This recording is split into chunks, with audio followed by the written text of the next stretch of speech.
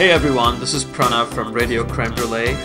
You're listening to part 4 of our interview with Johnny Hates Jazz. This is the final part of our 4-part interview. Well, I know I will promote the music on my radio station as much as I can. I know I definitely will. So that's wonderful. Thank you. That goes without saying. You know, I don't need to be convinced or coaxed into playing Johnny Hates Jazz at That's all. really cool. So that's definitely going to happen. So this sort of brings me to my last question. I know both of you are probably really busy, so I don't want to hog too much time here.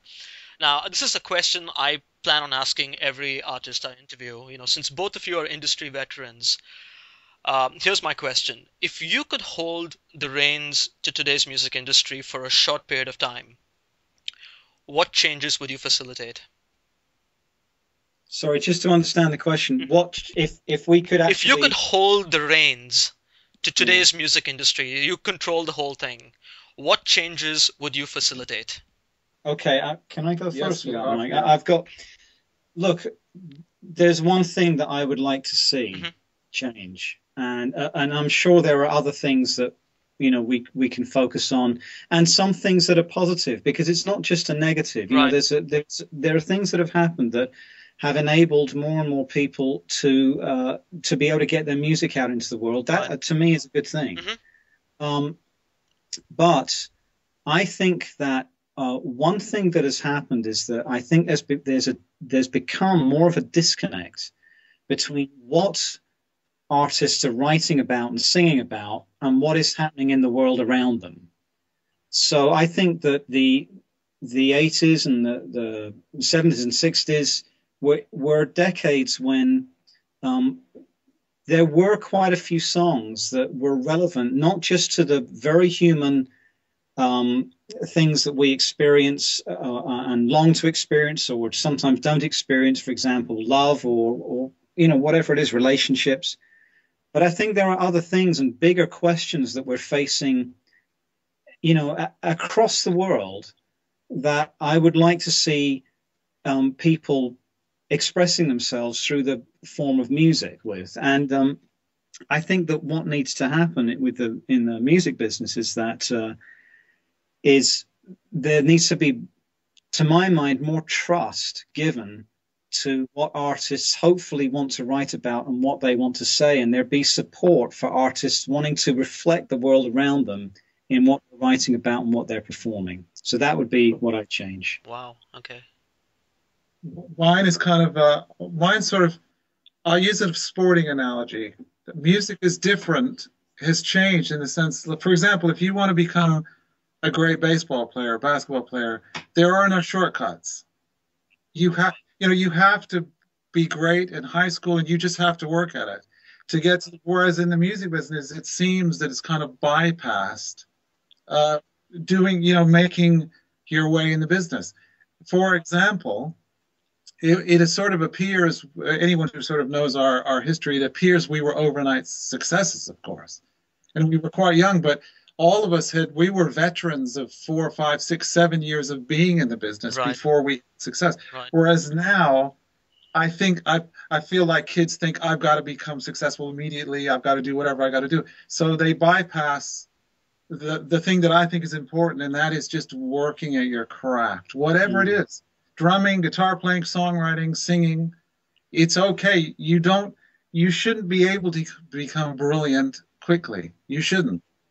And unfortunately, because my background is a technical studio, unfortunately there's a lot of equipment now that can bypass really working at it. They can make your singing in tune when it isn't necessarily, and I think that's a bit of a shame. I think it will go backwards. I think quality will start to come back. People will want to become brilliant at what they do. I really hope so, Mike. I really hope so, because I think there is, at least with my generation, there seems to be an obsession with stardom over artistry. Absolutely. Yes, I agree.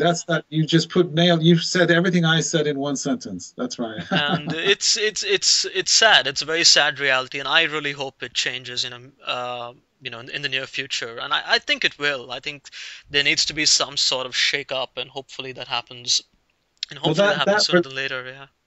I think if I just can add, I mean, I know this is getting to be quite a long answer, but Hmm. I think the two perspectives are connected in the sense that if you have an obsession Hmm. with immediate success at any costs, then what you will do is you will write, if you can write, you will perform in such a way that you feel you will be guaranteed of that stardom. Right. But that's we're not dealing with a craft here. We're not dealing with artistry here. Hmm. We're dealing with the shortest route to success. Right. And I think that actually is why, to my mind, Hmm. there are less and less songs that are relevant to the world that we live in now, Right. because people think that it's the lowest common denominator, isn't it? Sing about the common subjects, Right. falling in and out of love, dancing, whatever it is. Hmm. Well, unfortunately, all of this contributes to our world. Right. So I would like to see music, reflect what is happening around us and add to it. Right. So I think that, what Mike is saying about, again, this sense of almost, apprenticeship. Hmm. It is. It sounds a bit. Yeah. No, but it's Yeah, true, yeah. isn't it? And I hope there's a way that apprenticeship can come back, because we did our apprenticeships in studios, Right. and and there were many studios back then. There's far fewer, large scale commercial studios these days. So the possibility of apprenticeship is less. Right. But I'm hoping that there's somehow that will return. Okay, Pranav, you asked us this question. What do you think? What is the What would you what would you change? do? Yeah. What would I change? Well, since I run an internet radio station, my my take on the music industry is very sort of radio driven, because at least in America, I think the biggest gatekeeper is over the air radio. And thanks to deregulation in 95, 96, it basically allowed one company to own all radio stations. And that undermines diversity. And I think that is I think that's hurting us in a big way. It has become the music scene is a lot less diverse. It's become very ageist, and it's really about it's turning into music for familiarity instead of music for quality. And so if I could change that dynamic, that's what I would do personally. And that's part of the reason I even launched the radio station 4 years ago. Wow. I figured, I was surprised when I moved back to America and what people are listening to here. And I still remember freshman year of college is by far the worst music I've ever heard in my life. And I was like, wow, they never take my requests. DJs don't program playlists anymore. And it's sad a lot of great music isn't going to be heard. And so that's why I started this. But I think it needs to happen on a larger scale. I think Yeah. there's a certain, with that sort of power for a gatekeeper, there's a certain responsibility. And I feel somewhere people have lost their way. And I hope that gets fixed. Well, I'm not sure what, because the same thing did happen in England as Mhm. well. It used to be all independent local radio stations, and then they all got bought by one company, and there's a centralized point that decides on the playlists, and it's pretty ridiculous, isn't it? I think, Pranav, I just, as you were talking, I think both of us were feeling that, your approach is a very hopeful one. And I really honestly think there's a lot of music lovers and a lot of DJs out there Mhm. who feel very frustrated. I know, DJs on national radio in different parts of Europe who are very, very frustrated about having their hands tied when it comes to deciding what's going to be played on their show. Right. When they have also worked in eras, referring to the 1980s here, where they had, they had a huge amount of say, a huge amount of influence. And a lot of these DJs like yourself love music. That's why they're doing it. Right. So I'm all for you on that. I really hope that you're the thin end of the wedge of change. I really do in radio. Thank you so much, Clark, because I'll be honest, running this is a very frustrating experience. It has these amazing moments like today, like right now. I couldn't have had this conversation with both of you if I wasn't running the station. But yeah, I hope I can play my part in sort of reshaping tastes and just reminding people of what they really need to focus on musically. Cool. So I'm hoping I can achieve that. So now, that being said, that was my last question. Both of you, thank you so much. I mean, I think I speak for other fans when I say that it feels nice to have a Johnny Hates Jazz experience that's not deep-rooted in nostalgia. And thank you for giving us a current experience. And for me, I didn't even have the first experience. I was a 5-year-old when you guys did Turn Back the Clock. So, and when I look back, I said, wow, these guys will never reform. It's just always going to be, a nice thing of the past. So thank you so much for reforming and doing the new album. I'm sure it's going to be worth the wait for all of us. Well, thank you, Pranav. Thanks a lot. Thank you very much. Okay. All right. Take care then.